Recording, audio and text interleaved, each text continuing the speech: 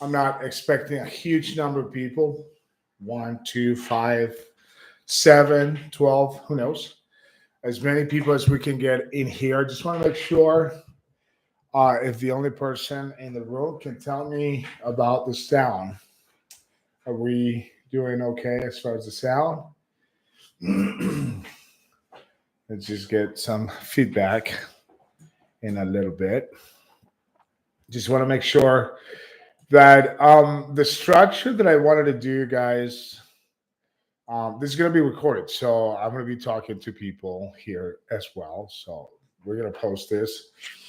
And so that, if I refer to you guys, I'm talking to people, even if there's no one here just as of yet in the live event, we'll probably get somebody here, watching these at a later time. So what we're going to do today is we're going to spend about an hour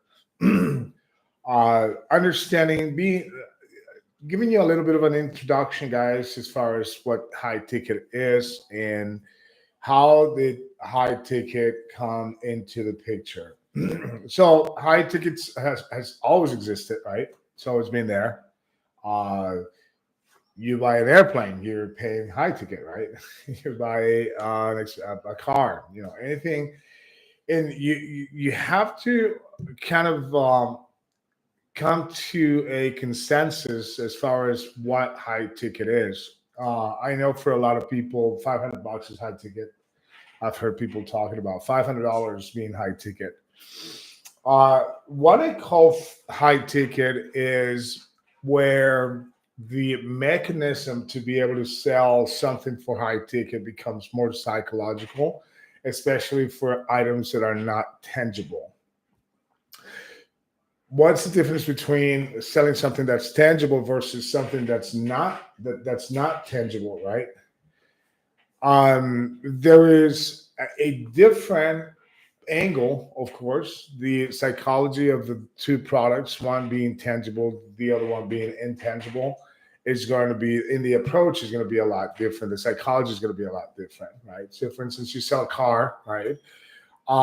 Immediately you're going to be depending on things like the scent of the car, right? That beautiful brand new car scent, right? That you get when you get in a car that's brand new and you smell how brand new the car is.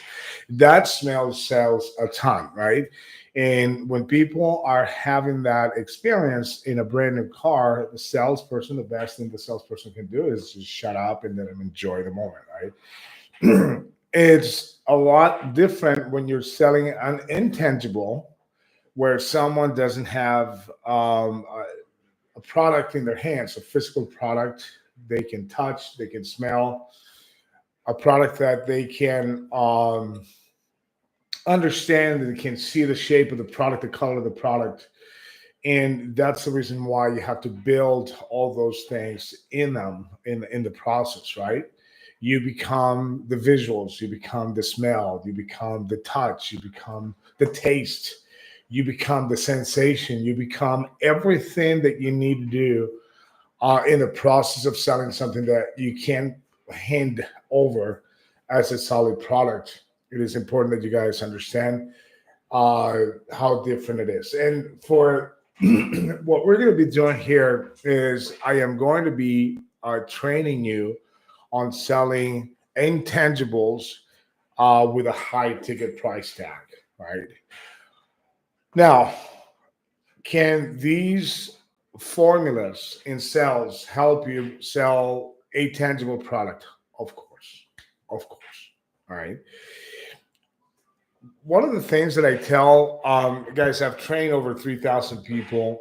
Um, if you've seen videos before, you probably understand. You've probably heard me talk about how many companies I owned and how far this industry has taken me. So I've trained an extensive amount of people in this industry, about 3,000 people, give or take, right? I've seen 18-year-olds making $400,000 after 3-4 months, averaging that type of money. So this is a very, very lucrative business. And I always say this: it is a great skill to have for a fallback purpose, right? Whether you're going to college or you decided not to go to college, and you decided to tap into the industry of sales, entrepreneurial purpose that you want to pursue. That's extremely important. The lights are a little bit too hot, guys. So if you see me, you're doing this, we're gonna have to fix that. But anyway, um, so uh, this is one of those skills that if you really take to the next level, I just look. I went to college. I graduated. I did the whole thing, and high ticket gave me the possibility to make six figures. Gave me the possibility to have my own companies generate seven figures. Gave me the possibility to retire for 8 years. It gave me the possibility to train companies, train teams, and in that in itself is so valuable in the fact that you guys can make a difference not just in your lives and the lives of those you love, but also for other people. You can become the source of information to help others understand and develop the skill. Again, if you're joining, we're not going to have crazy attendance today, but we're going to do the best we can to just pretend like we're packed. And this is going to be recorded. So we're going to post this, and little by little, we're going to keep doing this consistently every Tuesday and Thursday. And we're going to be able to, start growing, right? This is going to be the original group, right? This is going to be the main group. So wonderful. Uh, any? So we got Pantera, right? She's here. Um, Thank you so much for saying I'm the best coach. I really appreciate that. Venture to Excel, thank you very much. I really appreciate it. We don't really have anybody else right now. Well, hopefully, let's see. Who else do we have? We got 8 people here. Let me just say hi to everybody one by one. Let me see if I'm brand new to these lives, guys. So just give me a little bit of a chance to catch on here. All right, so close. Let's see what we got. Okay. All right, so we got Glack. All right, Glennis. Nice. Glennis. Hola, Glennis. Really appreciate it. All right, cool. All right, wonderful. All right, guys, let's start explaining. Let me set it up because what I want, guys, is for you to understand. This is going to be the way we're going to teach this. We're going to convey all the information as far as high ticket will be like a series, like a Netflix series, right? It's not. There's a lot of pieces that will be expected to be seen in the next episode, right? So this is going to be the first episode. So let's set up the angle of what high ticket is. One of the most common high ticket items or services that you can sell is what we call coaching in this, and in the mentorship, coaching, training, whatever you call it, right? They call it all kinds of things. Mentorship, they call it training, they call it coaching. There are different names for the same industry. I remember back in the 90s, early 90s, and you guys probably, some of you didn't even exist yet. A lot of these people did what we called back in the day infomercials, right? So an infomercial was a long commercial that you had at night. They typically started at around 10 o'clock when people just kind of wound down and they went to sleep, right? So you have these infomercials selling real estate opportunities. Most of this was real estate or some sort of health exercise, some sort of program for exercises for people that wanted to keep be healthy and be fit, right? That was one of the two of the most popular products that you could buy from an infomercial. So what you did back then is you took you bought $39.99 of something, $39 of something, books and tapes or whatever, and then somebody would call you in the back end and upsell you, right? Upsell you anywhere between $4,000 to $10,000. That was until 1999, right? After the 2000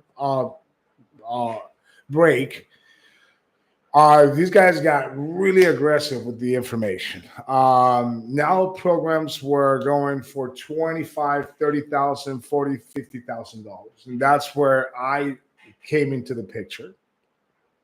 90% of this industry comes from the high ticket sales in coaching comes from Utah. 95%, probably even higher. Some of them, some floors were scattered in California, some very little, very few in Florida, but for the most part, we're talking about Utah. When I remember when I came in, the biggest names in the industry were Tony Robbins, Robert Kiyosaki, Robert Allen, Carlton Sheets, and a lot more that I can't remember right now. I came in and I started selling an offer for $4,800. $4,800. That was the one that I started selling. In the beginning of that, we started testing bigger tickets for $10,000, $15,000. By the end of 2002, I was selling programs for $50,000. All right. Sometimes, and they put you on a scale, 12%, 20%. If you were a big start in the game, you could make all the way to 22%. Right. So if you sold something for $50,000 and you got 20%, I mean, you do the math, right? A lot of money right there. Okay. So very important that you guys understand that this has been around for a while. Coaching is going to stay forever. It's just never going to go away. I don't know that AI everything's going to be replaced, guys. Most jobs will be replaced within the next 3 to 5 years. If you're a truck driver, they're going to replace your job. Trucks are going to be driving themselves, and they're going to be jobs that will be replaced by AI, right? Artificial intelligence is just going to take over a lot of things. However, there is something that I believe AI is not capable of doing, and for two reasons. One, because the psychology of human beings can only be understood by human beings. And two, human beings would not like to be sold by something that doesn't understand or feel like we do, right? So if you do a survey and you ask most people, would you buy from AI? If they're aware that AI is selling them something, they're not going to buy from them. All right. So salespeople are going to be around for a while. We're not going to go away. And high ticket is going to pay even better, right? This, thus far, is estimated to be a $19 billion industry. And it's about to be, in the next 2 to 3 years, it's about to grow to about $100 billion. Okay, so like I said, we're not going anywhere. We're going to stay here. Okay. All right. So now let's talk about, in essence, what's the premise of selling high ticket? How do we set it up? All right. Guys, do me a favor. If you can take notes, that'd be great. If you guys can take notes, that's going to help you guys a lot. And if you can't hear, let me know if the audio is fine, if something is faulty. That'd be something that would be awesome to understand. All right, cool. Okay, let me see. So Sergio's here. Hi, Sergio. We got Adriana here. Pantera, Janeth. We got Marco Vargas. Thank you very much for coming, Marco. We got okay.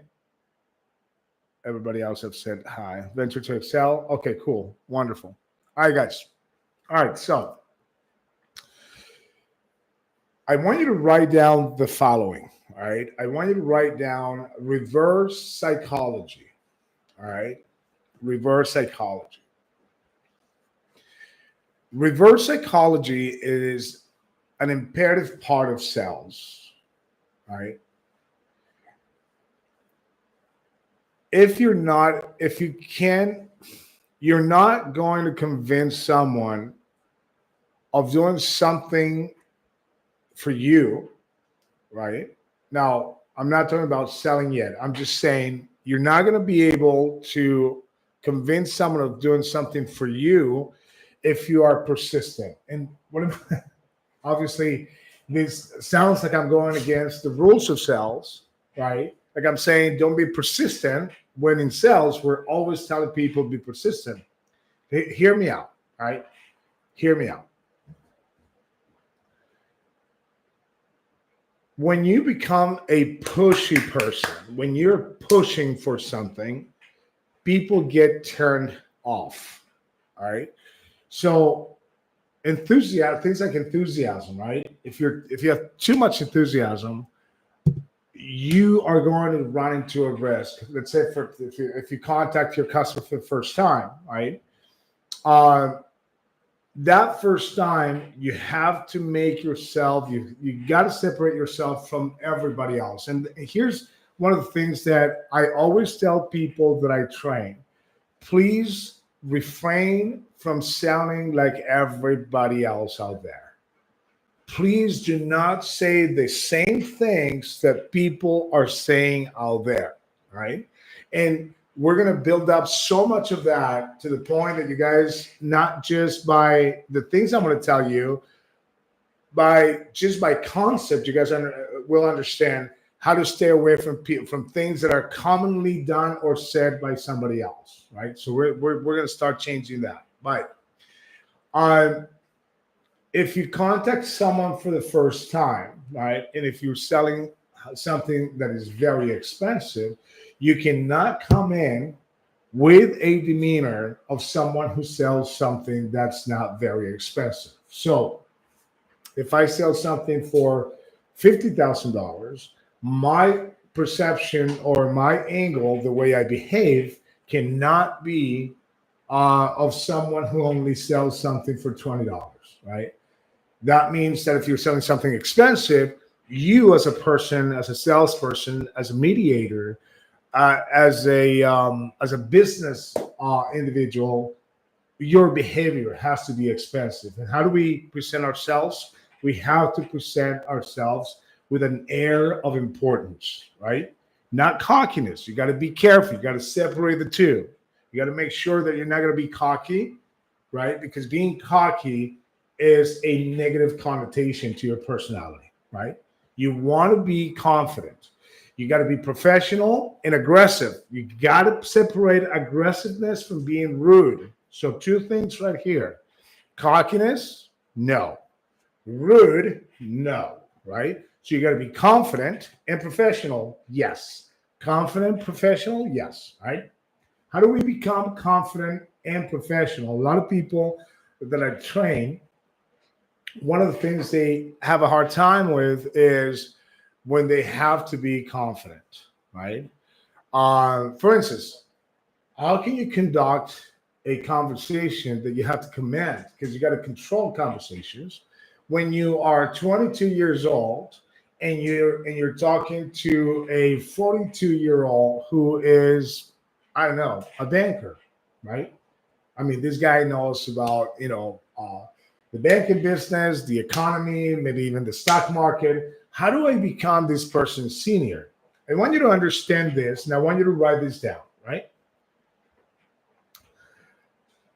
I don't care how much of expertise anybody has who's talking to you. I don't care if they're attorneys, the biggest attorney in the country.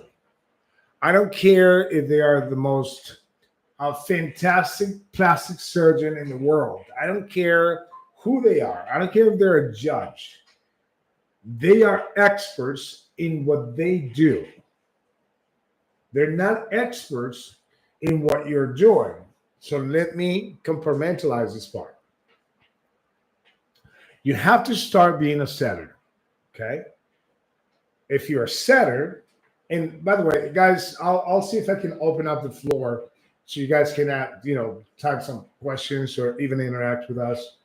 I'm trying to find out if we could turn on videos. If people wanted to, there's no video turning here, but we'll try. We'll figure it out, guys. So anyway, when you're selling high ticket, there are two parts of the sell. There's the setting, and then there's the close. Set to close. When I say setting, I'm not talking about setting up the appointment, right? That's for juniors. That's for minor sales. Setting up the appointment is for, I'm not putting down any type of sales out there. I respect every single industry in the industry of sales. What I'm saying is, if you are installing, for instance, you're doing solar, right? You're going to have setters, right? You're going to have the setters that will contact the customer and they open up the conversation, get them to agree to an appointment so that a technician comes and installs whatever it is that they sell, install the panels and all that stuff.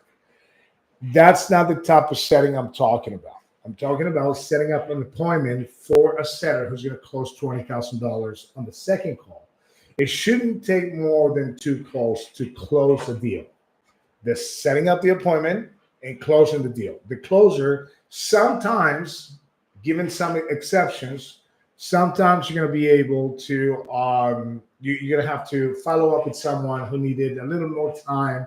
Sometimes you're pushing really hard. Yes, guys, this is about pushing people hard without them knowing that you're pushing hard.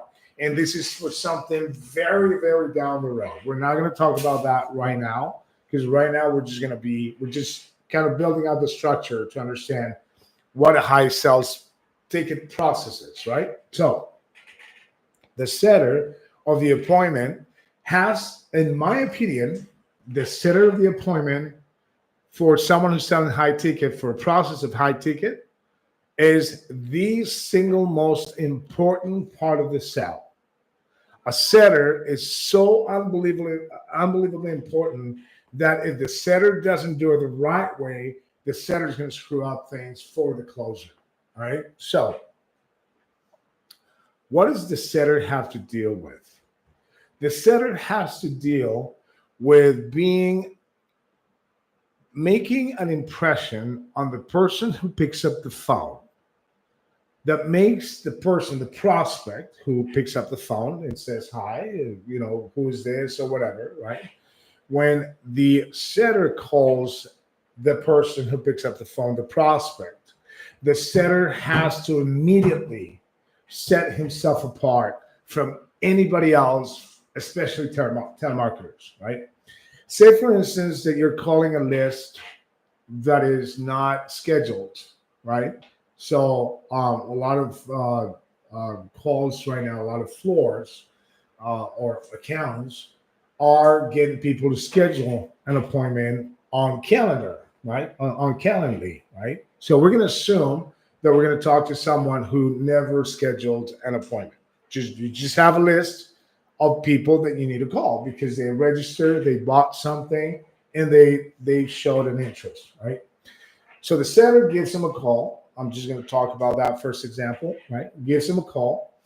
How many, especially people that have money, they get a lot of people that want to interact with them. A lot of people in the telemarketing business that would like to get them on the phone and sell them some sort of, something, right? So this person probably is already fed up with people calling them on the phone to offer something, right?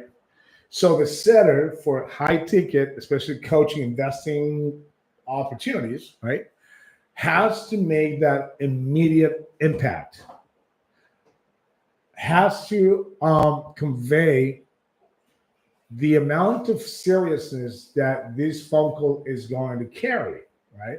But you're not going to have the time to tell them, listen, or even if you did, listen, this is a very important phone call. You should not, if you actually, you're going to turn them off if you say that, right? So, how do we make ourselves a different person or a different proposition than just a telemarketer, right? First, write this down. You will never, ever, ever ask for Mr. or Mrs. Smith. I want you to get the Mr. and the Mrs. out of your vocabulary. You will never start a conversation like that. Okay? You're going to kill your importance. You're going to, in some of the videos you're going to see, and if you guys sign up for the free course, you'll see the ladder system that I have where there's a ladder, right? There's a ladder, and it goes from top to bottom, right? Where you call, when you call, you are at the bottom of the stairs, at the bottom of the steps. And the customer, it's all the way on top. Your job is within 15 seconds to make the swap, right? You got to get that customer down where you are, and you got to get on top. So now you're conducting and you're controlling the conversation, right? But the first thing that you have to do is you have to sound confidence. And how do we sound confidence? Well, if you're calling Michael, right, you pick up the phone, you dial however system you have, you give him a call, and you hear that there's a guy who picks up a phone. You're going to assume that's Michael, right? So the first thing you're going to say is, Michael, right? You're not going to say, hey, can I talk to Michael? Is Michael there? If you say any of that, you will have an 80% chance this person is going to tell you, I'm not Michael. Michael's not here. Give him a call later, or I'm busy. Who is this? I don't have time for you. Just don't start a conversation by asking for if Michael is there, right? Now, if Michael is Michael Smith, like I said before, don't ever say Mr. Smith. Please don't do yourself that harm. Don't harm yourself like that, right? So Michael, you call Michael. Michael picks up the phone, and Michael is going to react to his name, right? Every time you hear your name being called out, you're just the natural thing to do is just to turn around and see who's calling you, right? So the same thing on the phone, right? So you're going to say Michael, and Michael is just going to pick up the phone. He's going to hear his name. He's going to say, yeah, who's this, right? And then I think we have some questions here. Let's see. Let's find out what kind of questions we have. Okay, where's the question?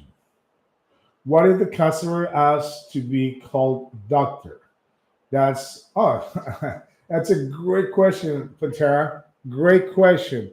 If the customer is asked to be called a doctor,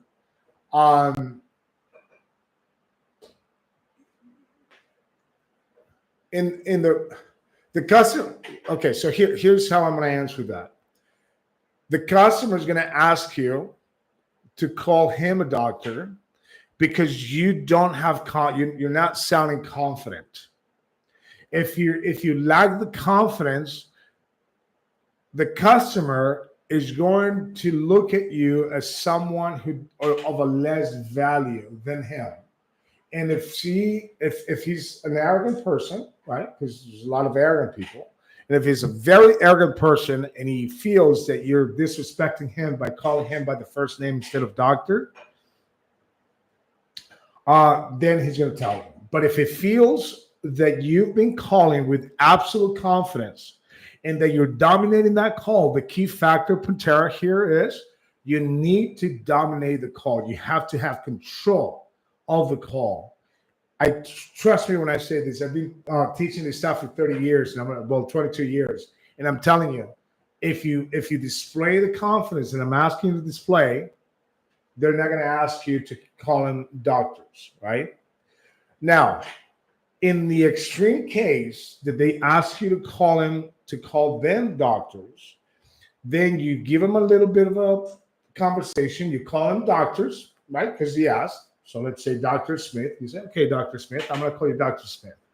The next time that he calls you by your first name, you're going to tell this person to call you Mr. and or Mrs. in your last name.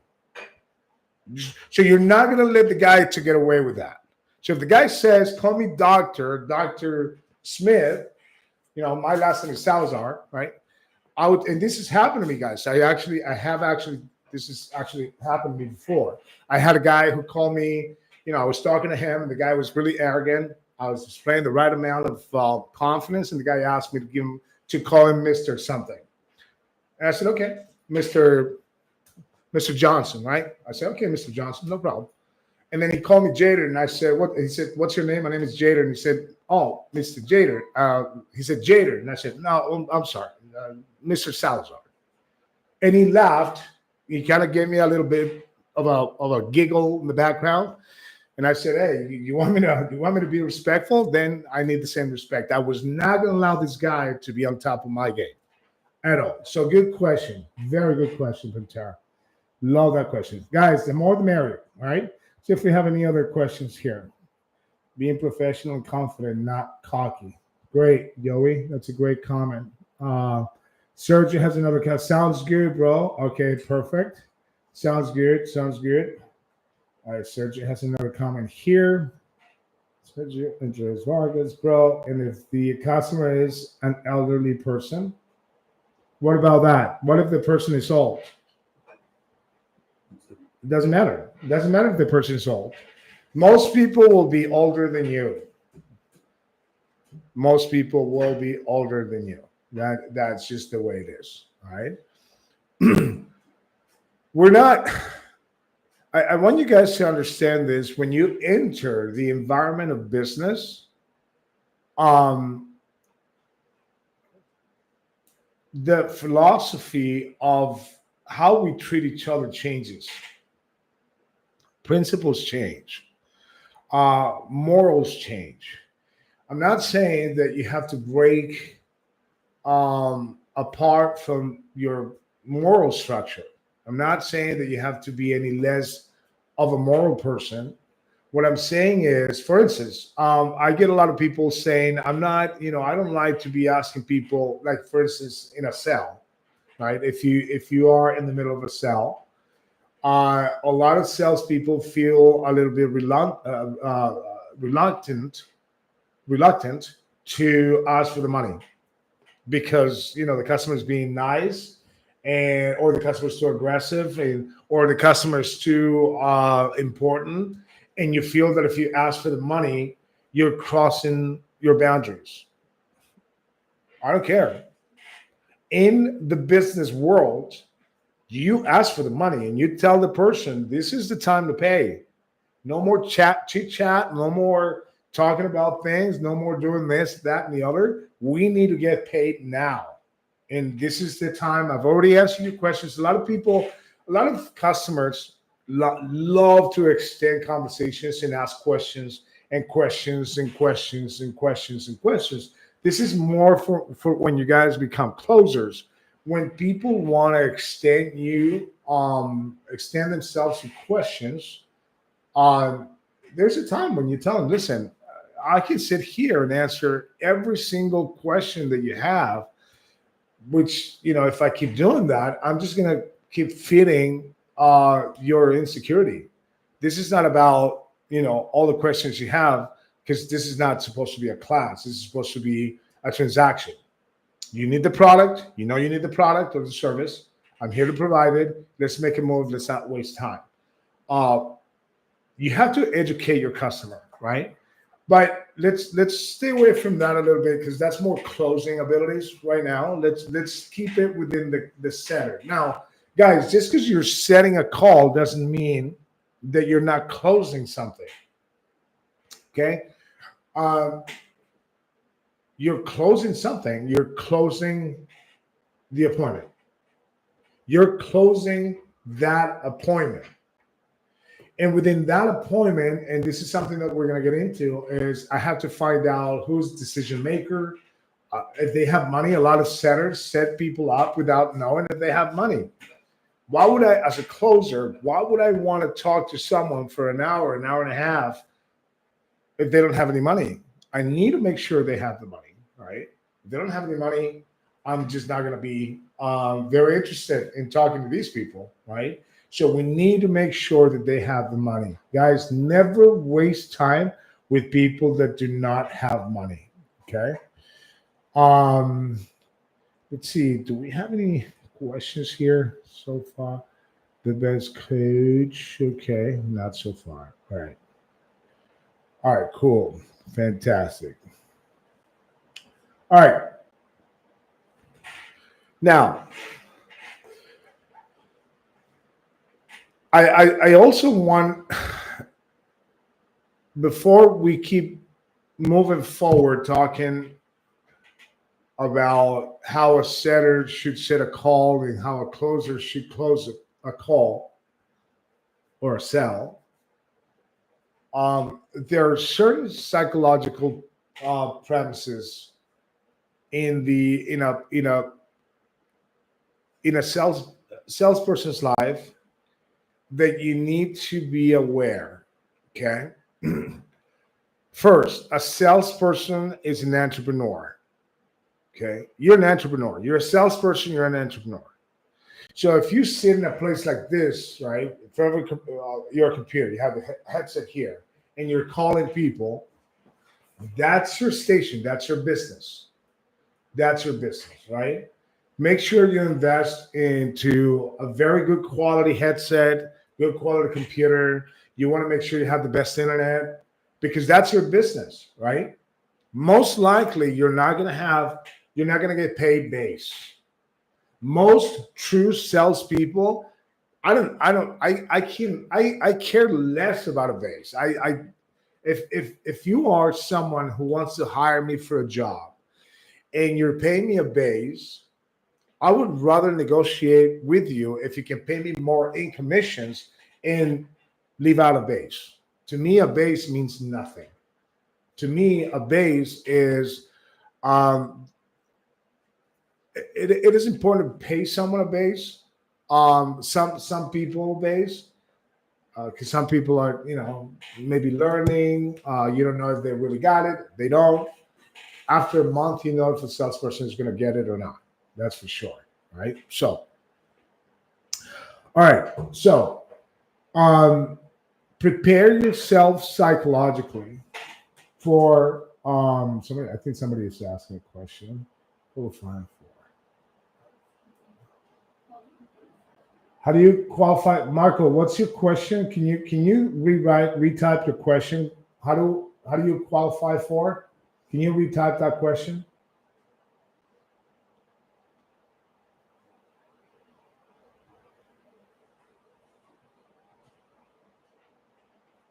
I'm waiting, Marco. If you want to retype that question, how do you qualify for money? Is that what you guys are asking?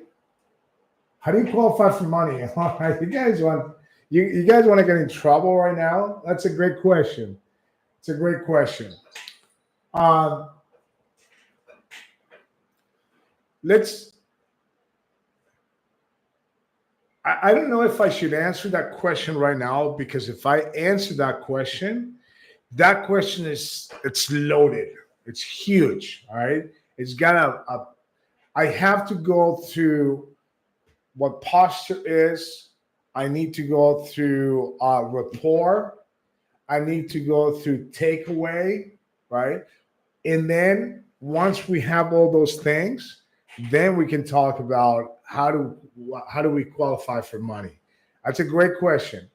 Um, we're gonna learn how to do that, guys. I promise you, because it's sensitive. I don't want to give you information that will um, be too anticipated. All right. This is the first time we're having this training, and I'm glad you guys are jumping ahead with the questions like this. But I'm gonna write it down. I swear, and I that question will be responded. All right. As a matter of fact, that's one of the most important questions we have to that I have to respond when I'm training, because that's how people actually make the sale is finding the money. So qualifying for the money is huge. All right. But I have just to give you a little bit of a tease. The method that I have to find the money, it's right on. It gives you every penny that you need to have in order for you to make that appointment, to make sure the closer is not going to talk to someone who doesn't have money. All right. So yeah, that's a great qualifying for money questions. All right, all right. We're going back to qualifying for money questions. Good. I know you guys really won that one. Okay. All right. So Marco says, gotcha. All right, cool. At least a tip. Okay. So I'm going to give you a tip. In order for you to qualify someone for money, you have to have these three things I mentioned before. One is posture. The other one is rapport, right? You have to have the rapport, right? They have to like you. Respect and being liked are intertwined in rapport and posture. And you have to be ready to do takeaways. Takeaways is when you take back the offer, or at least part of the offer, or some sort of promise that you take back. You have to be willing to do that, right? And you got to be careful, because you can't do it too hard at the wrong time, or you can't do it too soft at the wrong time. Everything has to be precisely aligned, right? So you have to have those three. You have to have the report, posture, report, takeaway. Once you have those three, you will create a distraction. All right. So I'm answering the question about qualifying for money just because you guys are pushing me for this.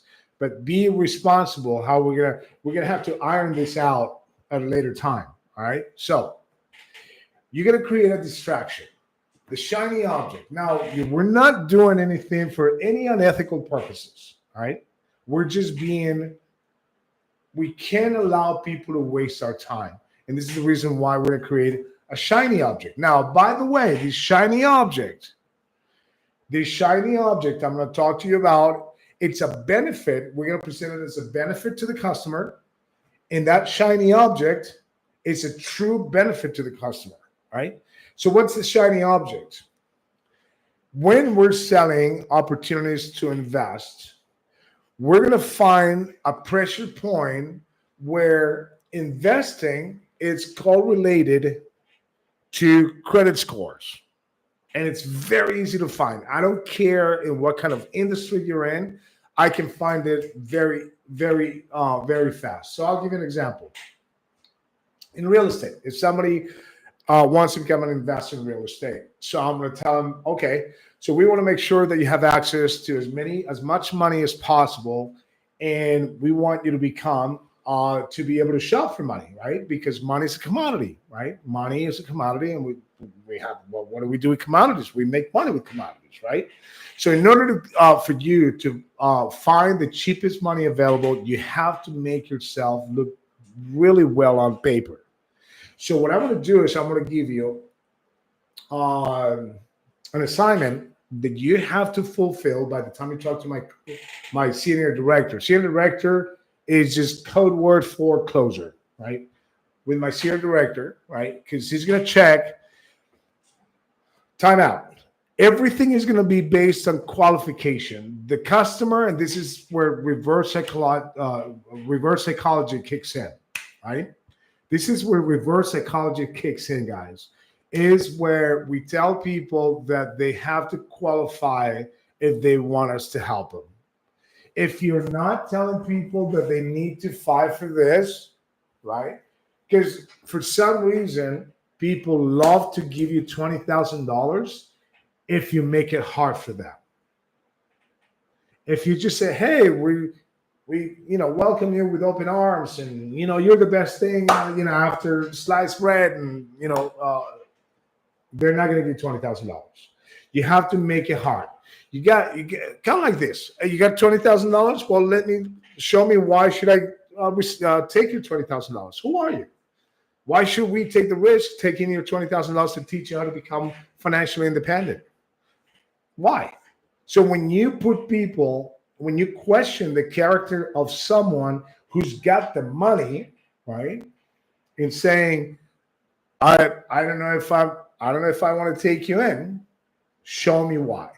Fight yourself in and prove me wrong. Now people are going to start giving you examples why they should be part of this exclusive team. That's the reason why when you get to the money, you tell them, if you have not done this assignment, by the time you talk to my senior director, you will not be welcome. I don't care how much money you have to invest. Boom. Now the person's like, what? Wait, what? These people are not just taking my money right now. They're just telling me that I need to be kind of put through a test. What's going on here? Now they're going to look at you as someone who has value, right? When you do that, now you can dive into the money. And I'm not going to tell you anymore, because if I tell you anymore, then you guys are going to have pieces of the information in various parts, and I want you guys to have it in one single piece. So we're going to start, structuring this little by little. I just want to give you a little bit of a tip for you guys to understand that. Let's see if there's any questions here. Okay, report. Okay. All right. Cool. Any questions so far? I know you're going to talk about the money, but any questions so far? If you want me to answer any questions, as far as report, takeaway, posture, anything like that, which I haven't explained, but just in case you guys have. All right. All right, guys. When you call someone as a setter, I'm not talking to closers. Now, setters, let me just line it up here so that you guys understand what I'm saying when I say setters. You are a setter, but your goal is to become a closer. That's where the money is, right? And that's where less work is, because as a setter, you're gonna have to start fronting those calls, right? So if I'm the closer, I'm gonna have, say for instance, 3 or 4 setters making calls and lining up deals for me. 1, 2, 3. That's how you get promoted in this business, right? You're a setter, and then you get promoted, and then you become a closer, right? So that's simple as that. So you got 15 seconds from the time the person picks up the phone for you to set yourself apart, to gain the respect and build rapport. Okay? 15 seconds. So that's when you do that swap, right? Where the customer's up here, you're down here, and you swap places, right? Where the customer now, he's starting to understand that you're here because you have an opportunity that he needs. First thing that I want you to understand, guys, is every single person that you talk to, every single person you encounter needs somehow, on some level or another, what you have. If they didn't need it, they would not be on the phone with you. All right? They wouldn't be on the phone with you. Easy to understand that. So, first, you give them a call. You ask for them. You don't ask for them. You just mention their name, right? So, Jason. Hey, Jason, right? Ring, ring. Hello, Jason. Yeah, who's this? Hi, Jason. This is Marco. I'm giving you a call from ABC. How are you? I'm doing good. The next thing that you're going to do, if there is no scheduled appointment, if there is not a scheduled appointment, because if you have a scheduled appointment, he's supposed to be waiting for your call. You're not going to tell him this. But if you don't have a scheduled appointment, this is what you're going to tell him. Did I catch you at a bad time? Do not say, is this a good time? Don't say, is this a good time? Did I catch you at a bad time? You see how I'm flipping the concept? If I say, is this a good time? I'm asking for permission. If I say, did I catch you at a bad time? My intention is to make him feel bad enough to tell me that I'm not calling it a good time. For some reason, when you say, did I catch you at a bad time? It sends the right the wrong feeling to the person who's answering the call, and they want to recover with you and say, it's okay, I have a few minutes. Try it 90% of the times, you're going to get the person to tell you that they have the time for you. But if you try saying, is this a good time for you? 90% of the times, they're going to tell you it's not a good time. Mark my words. I have plenty of experience doing this. I know for a fact that that's the way it works. So say, did I catch you at a bad time? It's almost like you don't care. Like, hey, listen, I'm not here to bother you. Did I catch you at a bad time? I don't want to be a bother. And they're like, no, that's okay. Come on. You're being decent enough. You're being humble enough. I'm okay. I can listen to you. Right. That's kind of the a little bit of the inferred message that gets sent somewhere there. Right. So once you do that, now of course you're going to tell them why you give them a call. Right. Listen, I'm giving you a call. You expressed an interest in monetizing with real estate or with e-commerce, whatever it is that you're calling about. And I'm just finding out if you're still interested in finding out how to improve your finances and become, I don't know, financially independent, whatever it is that you're looking for. Now, I threw that in there because I want to make him responsible for telling me that he does not want to become financially independent. Or I can ask him a question. So, what's your interest? What are you looking for? Are you looking to become financially independent? Are you looking to become wealthy? Are you just looking to waste time online? What's the reason? Why are you getting, reaching out to us? Now, I say, are you just looking to waste time? Right? Well, when I say that, now the guy is like, I'm not looking to waste time. I want to make money. What is this guy talking about? Right? No, of course. Well, everybody's interested in making money. Most people will answer that. Most people will say, most people want to make a lot of money. The answer right there is, well, most people want to make a lot of money, but most people never get to make a lot of money. That's the difference. Oh yeah, no, I'm looking to be able to, whatever it is, and then you take off from there, right? That in the case of you selling a financial coaching program. Then later time at a later point, we're going to try to be a little more surgical with what you guys are dealing with. If you guys are selling some sort of product, um, and I've been talking for a long time. I haven't checked for any. Okay, all right, cool. Not a problem. All right, perfect.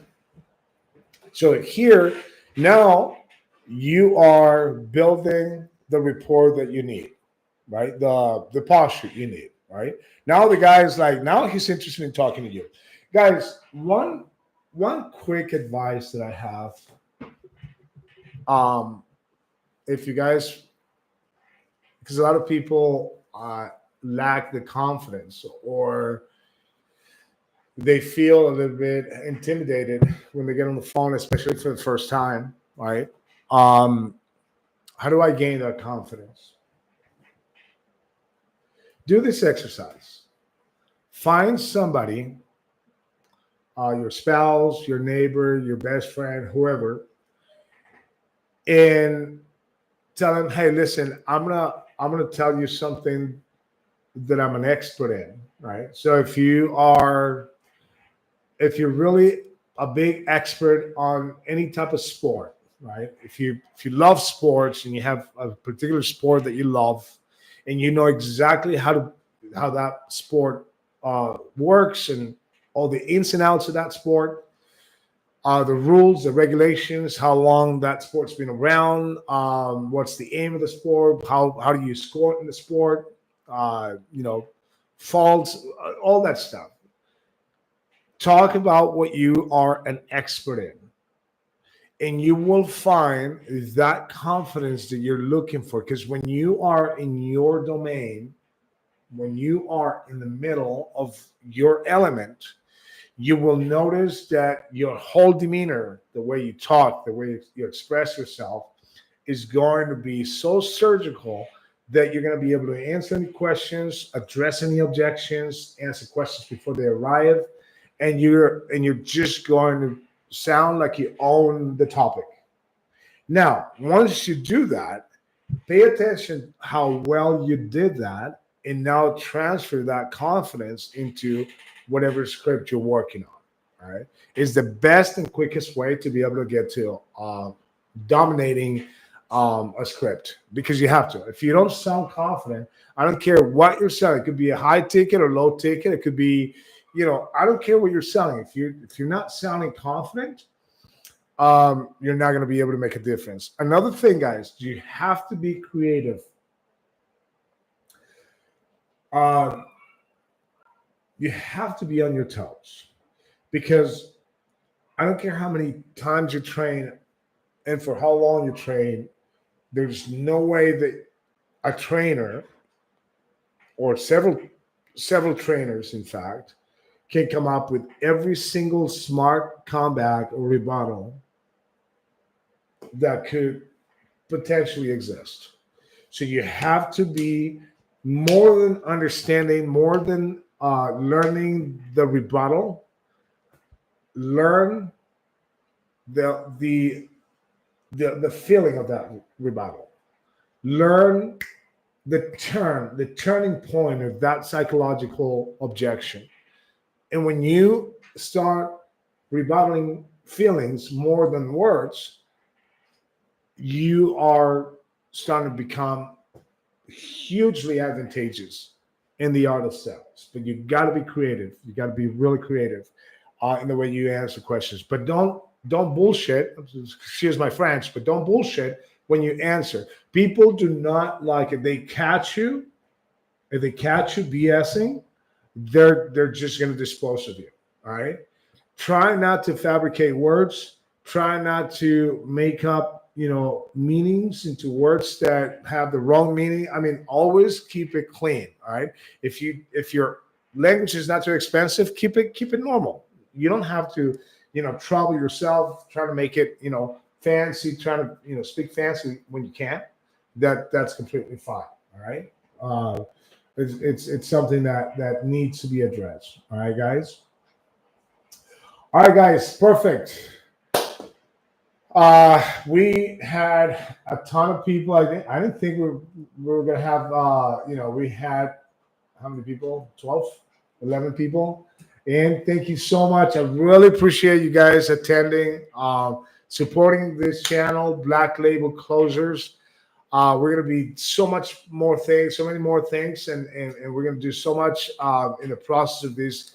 I want to make sure that I can deliver a true value and get you guys to believe in this brand and help me to grow.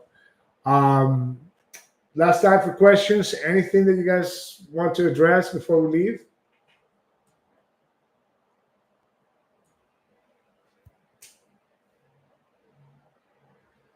All right. I guess nobody else. Nobody has a question. All right. Perfect, guys. Well, thank you very much. And I'll see you Thursday at 7 p.m. Eastern Standard Time, 6 o'clock Central Time, 5 o'clock Mountain Time, and 4 p.m. Pacific Standard Time. In the meantime, stay well, and thank you very much. And I'll see you on Thursday, guys. Bye-bye.